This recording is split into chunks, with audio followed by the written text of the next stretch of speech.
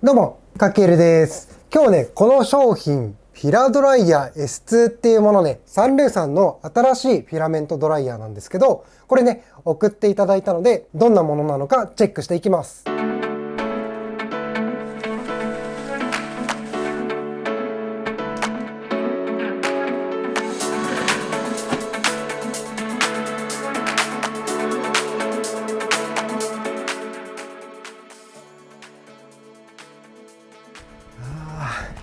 最近暑いですね。どうも、かけるです。今、朝のね、8時半ぐらいに撮ってるんですけど、現時点でね、もう30度あるっていうね、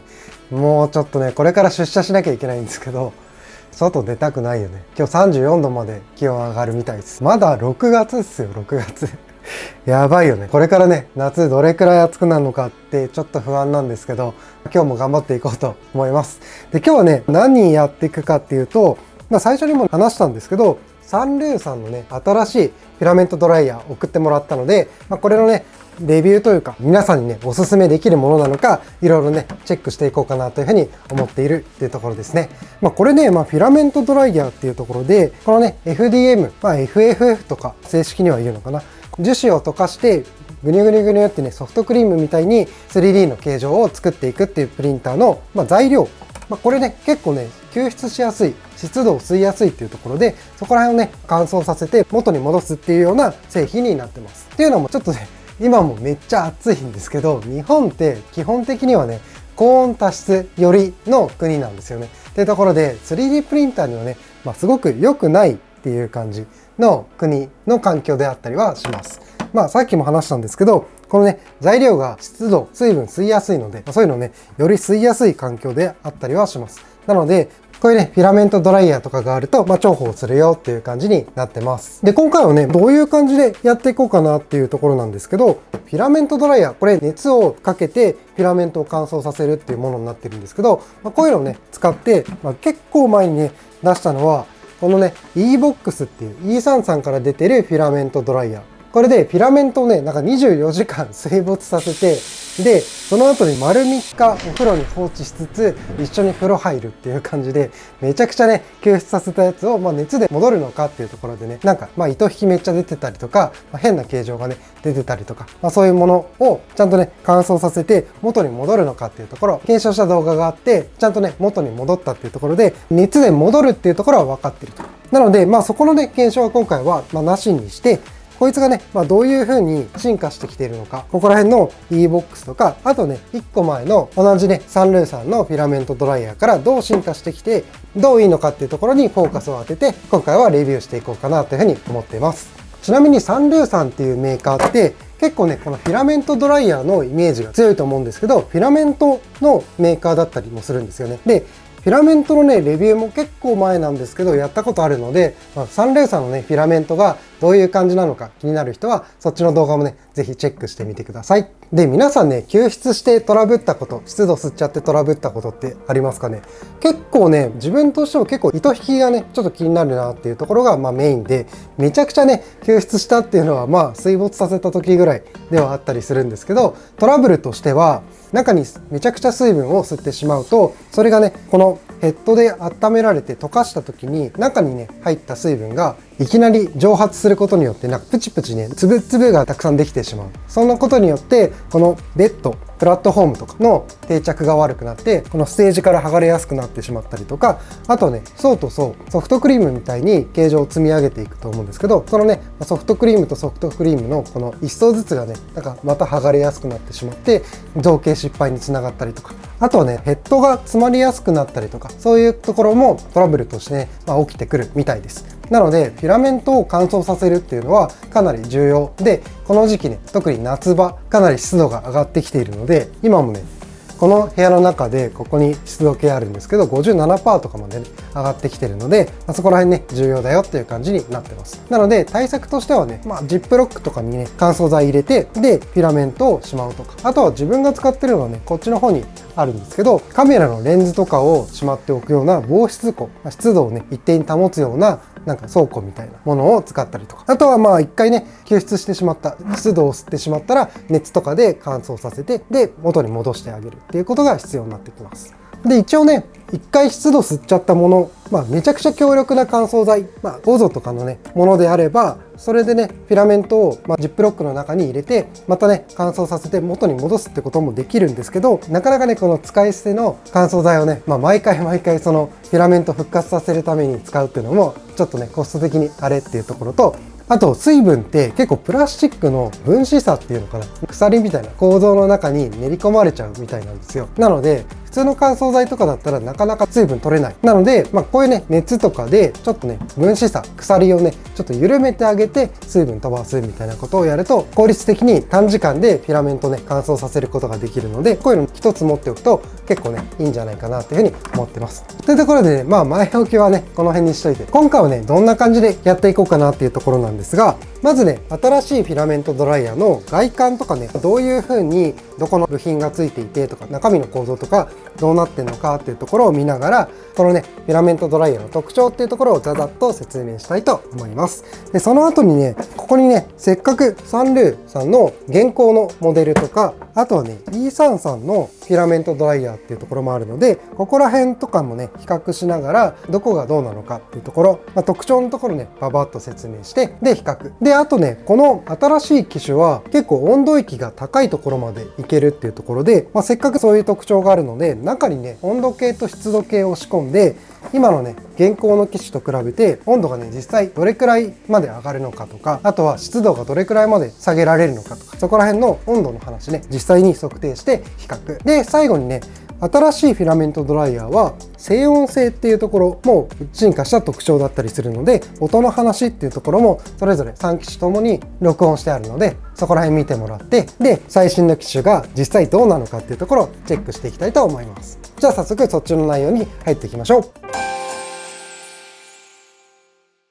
じゃあね、早速外観とかも見ながら、こいつのね、特徴の話をしたいと思います。こいつね、一番の特徴は、なんといっても温度が高いところまでヒーターをね、上げられるっていうところになってきてます。ヒーターの温度が最高でね、70度まで上げることができます。前の機種とかだと55度までとかだったので、そこら辺からね、ぐーんとヒーターの温度を上げることができるようになって、こういうね、ポリカーボネートとか、ちょっとね、特殊な一般的な PLA と比べて、よりね、高温で乾燥させなきゃいけないような材料とかにも対応したよっていうところが、一番の特徴かなっていうところになってきてますね。で、ちょっとね、中見てもらおうかなと思うんですが、よいしょ。わかるかな？このね、下側とこの白いところがヒーターになってるんですけど、このね、下側と、あとこっちの方、二側にもね、ちゃんとヒーターがついていて、360度ね、ぐるーっとヒーターがついているような形になっています。なので、均一にね、もう全体的に周りからフィラメントに熱を加えることができるようになっていて、そのね、温度ムラとかもないので、かなりね、いい感じにスピーディーに乾燥をさせることができる。で、前の機種とかだとね、この下側にしかヒーターがついていなかったので、温度ムラができてしまう。なので、ファンとかがついていて、中をね、すごい攪拌させながらヒーティングするっていう感じだったんで、かなりね、音が気になるっていうところがあったんですが、これはね、全体的にヒーターがついていて、温度ムラなくね、熱することができるので、ヒーターなしっていうところで、かなりね、静かで運用することができるような機種になっています。っていうところもね、かなりいい特徴かなっていうところですね。で、あとはね、前の機種とかだと、ここら辺のね、インターフェースが押しボタン式だったんですけど、今回はね、タッチパネル式になったっていうところで、そこら辺もね、かなりいいかなと思います。ちなみにこいつはね、こんな感じで押しボタンになっていて、で、ディスプレイがこうつくと。で、今のね、中の温度ですね。で、操作性としてはね、ちょっと、これで温度下げたり、上げたりとか。で、長押しして、で、時間の設定ができるので、これで時間設定して、もう一回長押しみたいな。長押しとか入ったりするので、ちょっとね、直感的に操作はしづらいかなっていうところはありますね。それでもね、一応ちゃんと操作はできるので、オフするときは0時間で長押し。じゃあね、ちょっとそこら辺も見ていきましょうか。まずね、タッチパネル。ここにね、ボタンがあります。で、これをね、1回タップしてもちゃんとつかないんですよね。2回タップすると電源が入る。そんな感じになってます。安全対策っていう感じですね。結構熱くなる機械なので。で、ここら辺のね、ボタンを押しながら、このカーソルを下げていって、で、マテリアルっていうところですね。ここでね、結構デフォルトでポリカーボネート用のセッティングとか PLA とか、温度帯がね、ちゃんと最初からデフォルトでテンプレートがついているので、そこら辺でね、やるとか、あとはね、このセットっていうところを押してカーソルをね、移動させて、この SV っていうところですね、ここでね、温度も細かく1度単位でね、ちょっとこの PLA は温度高い方がいいなとか、そういう感じでかなりね、細かく設定することもできると。あとは LED のところ、今オフにしてるんですけど、なんかね、オンにするとこんな感じで動いてる時にはちゃんとね、動いてるよっていうのがわかるようにインジケーターがついたりとか。これもね、なんか2パターンぐらいあるね。ランと。こういうね、くるくるくるっていうね、感じで、自分はいらないかなとは思うけれども、わかりやすいっちゃわかりやすいですね。実際ね、このインジケーターなくても、このね、ディスプレイ、モニターのところがね、ちゃんと光っててくれるので、それでね、ついてるかどうかっていうのはわかるので、自分はね、LED なしでいつも運用してる感じなんですけど、ビカビカさせたい時は LED つけてもいいと思います。あと、時間っていうところもね、デフォルトで7時間で最初スタートするんですけど、ここら辺もね、カーソル持ってってあげるっていうこともできる。13時間、14時間とかね。これは1時間単位かなっていう感じで細かく設定できるので、そこら辺もね、かなりいいかなというふうに思ってます。で、ちょっとね、いまいちな点っていうところも、いろいろね、つどつど紹介していくんですけど、外観的なところでね、ちょっと、微妙かなって思ったのが、このね、電源プラグの位置がここなんですよね。ちょっとね、ここが扱いにくいかなと、ちょっとは思ってます。前の機種とかだとね、この蝶つがいがあると、このね、後ろから電源供給できたんですけど、ちょっとね、真横から出るっていうのが、ちょっと配線のね、配回し的にちょっとめんどくさいかなっていうところはありますね。実際ここにあったら嬉しかったんですけど、ヒーターがね、こう前周にあるので、そういうね、位置関係的にここになってると思うんですけど、ちょっとね、横から出るっていうのは、微妙かなっていうところ。あとね、いい点としては、ちょっとね、猫の毛とかついちゃってるんですけど、ちゃんとね、この足のところにゴムのね、このパッドみたいのが貼り付けてあって、滑り止めというかね、傷つき防止というか、そういうところもね、ケアされていて、かなりね、設計的に親切だなっていうところがありますね。じゃあ中見ていきましょうか。蓋はこんな感じで開きます。途中までですね、開くのは、蓋がね、バターンって倒れるわけでもなくて、ちゃんとね、途中で止まってくれるっていうところも結構ね、ポイント高いですね。で、中はこんな感じですね。ヒーターがついていて、で、一応ね、フィラメントが乗るところは棒がね、2つついていて、ちゃんとね、両側にベアリングがそれぞれついているので、かなりね、滑らかに動くと。そんな感じですね。で、この辺ね、蝶つがいのところとかも、ヒーターがね、電気的につながらないといけないので、ここにね、ケーブルがあって、で、編み組みのね、こう保護材で保護されているって感じですね。じゃあね、実際フィラメントをセットしてみましょうか。こんな感じで開けて、で、入れると。で、フィラメントはね、実際どこから出るかっていうと、旧機種とかだとね、蓋と蓋のね、間から出すこともできたんですけど、実際ね、新機種だとこの蓋のね、ここにね、穴がついてるので、ここからピヨーンって出すような形になります。ちょっとね、ここはやりづらいかなって思いますね。あとね、蓋がね、ちょっとね、あんまり合わせが良くないっていうところもあって、ちょっとコツがあるかな。普通にね、閉めるとちょっとね、隙間が空いちゃうので、これをね、ちょっとこっちに押しながらか、こう引っ張りながら閉めると。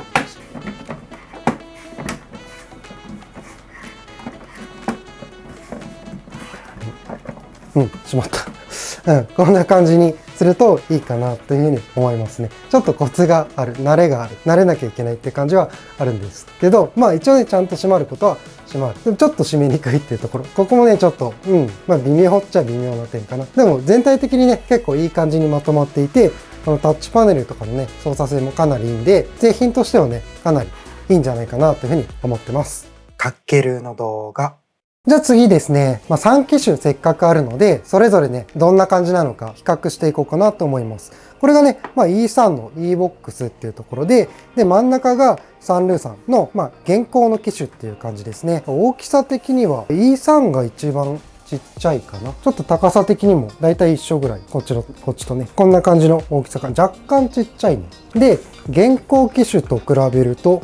今回のはどんな感じかっていうと、重ねるとね、こんな感じ。背はね、ちょっとでかくなってる。だいたい30ミリぐらいかな。でかくなってる。幅はね、変わらない感じですね。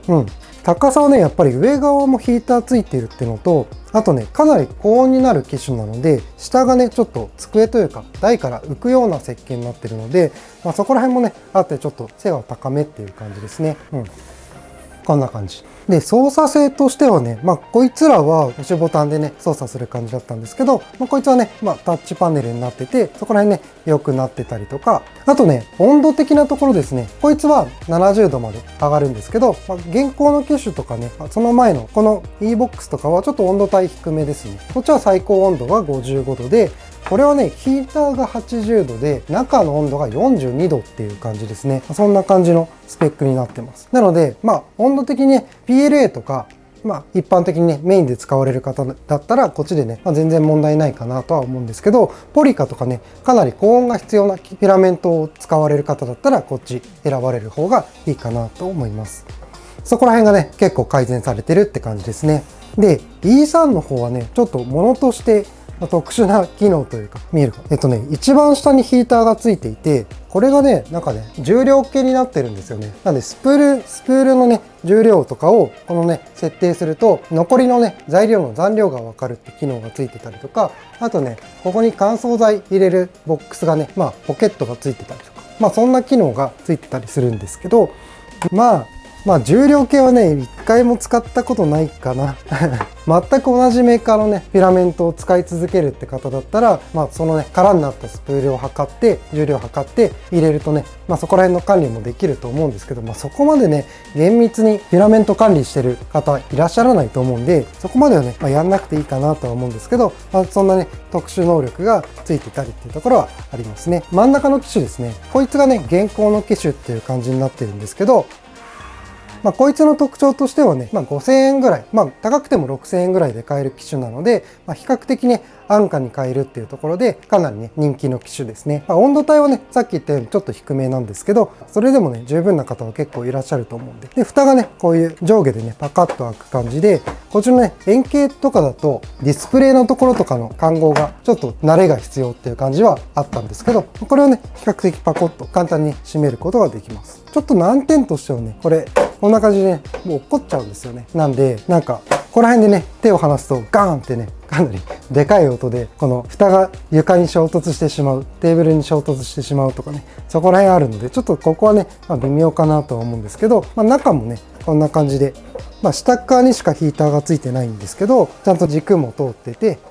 ちゃんとね、スプールが乗るところはベアリング付きの軸になっていて、これもね、かなりいいんじゃないかなというふうに思ってます。過去のね、機種とか他社製と比べるとこんな感じって感じですね。というところでね、3機種ババッと見てきて、価格帯的にはね、これが一番安いかな。だいたい5、6千円ぐらいで買える。で、これがね、6、7千円とかちょっと高めだった気はしますね。実際ちょっと値段はこの辺に出しとくと思うんですけど、で、これがね、やっぱりフラッグシップモデル。サンルーさんのフラッグシップモデルっていう感じで、値段はね、1万円以上しちゃうっていう感じなんですけど、温度帯がね、かなり高いところまでいけて、で、操作性とかもね、かなり改善されてるモデルっていう感じですね。なので、温度帯高いところまで必要っていう方は、これ、買うのがいいかな。そこまで必要ないよっていう方は、できるだけね、安くこういうフィラメントドライヤー買いたいよっていう方は、これがいいかな。で、ちょっとね、E3 の方は値段も高いし、そこまで温度も高くならないので、どっちかっていうとね、自分はこっちの方おすすめかなっていうところにはなってきてますね。比較してそんな感じ。かっけるの動画。じゃあ温度測定。中の温度って実際どうなってんのっていうところをやっていきましょう。今回はスイッチボットの温度計をフィラメントドライヤーのだいたい真ん中ぐらいに設置しました。現行の機種もそんな感じ。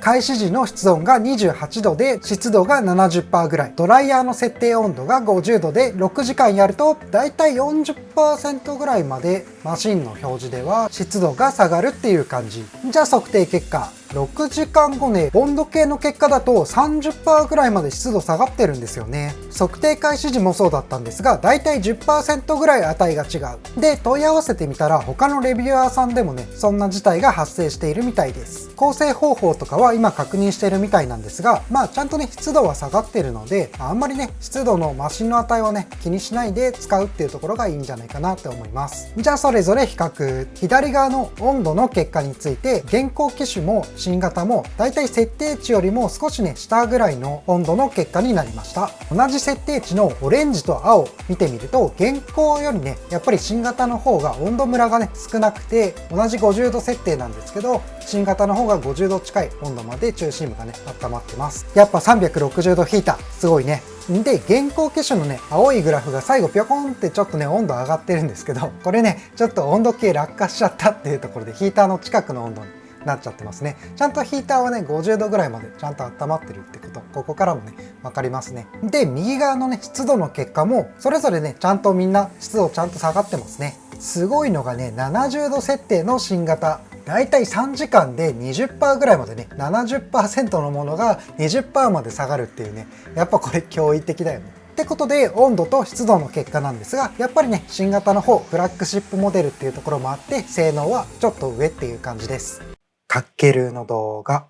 じゃあ最後、音の話。新型はヒーターの電源が入るとピーって音がね、耳を近づけないとあんまりねわかんないんですが、ちょっと動作音がするっていう感じ。で、現行機種はこんな感じ。やっぱりファンの音がね、ちょっとうるさいかなっていう感じですね。最近の 3D プリンターって結構静音設計、静音ボードとか入っていたりとかして、静かだよっていうのを歌い文句にしているものがあるので、そういうプリンターと一緒に使うってなると、ちょっとうるさすぎるかなっていうところはありますね。ちなみに E3 の E-BOX はこういう感じ。これはちょっとね、もっとうるさいね。というところでちょっと気になるところもある機種ではあるんですが、かなりね温度も高いところまで設定できて、乾燥性能はバッチシ、音も静かな新型のフラッグシップフィラメントドライヤー、クラウドファンディングで先行発売しているみたいなので、気になる方はぜひそっちチェックしてみてください。じゃあまた。